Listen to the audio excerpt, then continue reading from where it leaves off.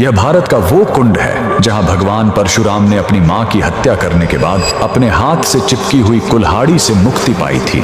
यह कहानी है महान ऋषि जमदग्नि और उनकी पत्नी पतिव्रता रेणुका की। कहते हैं रेणुका हर दिन नदी से कच्चे घड़े में पानी लाती थी और उनके सतीत्व के बल से वह घड़ा टूटता नहीं था। उनके 5 पुत्र थे जिनमें सबसे छोटे थे विष्णु अवतार परशुराम। एक दिन रेणुका ने नदी में कुछ गंधर्वों स्वर्ग के संगीतकार को जल क्रीड़ा करते देखा। उन्हें देखकर एक पल के लिए उनका मन मोह में पड़ गया और उसी क्षण उनके सतीत्व का बल टूटा और कच्चा घड़ा टूट गया। जब वो आश्रम लौटी तो ऋषि जमदग्नि ने अपने योग्य बल से जान लिया कि उनका मन भटक गया था। वो इतने क्रोधित हुए कि उन्होंने अपने पुत्रों को आज्ञा दी, अपनी मां का वध कर दो। जब चारों बड़े भाइयों ने मना कर दिया तो क्रोधित पिता ने उन्हें तुरंत पत्थर बन जाने का श्राप दे दिया। इसके बाद परशुराम ने पिता की आज्ञा को अपना धर्म समझा। उन्होंने भारी मन से अपनी कुल्हाड़ी उठाई और अपनी ही मां का सिर धड़ से अलग कर दिया। उनकी आज्ञाकारिता से प्रसन्न होकर जमदग्नि ने वरदान मांगने को कहा। परशुराम ने तुरंत अपनी मां को फिर से जीवित करने और साथ ही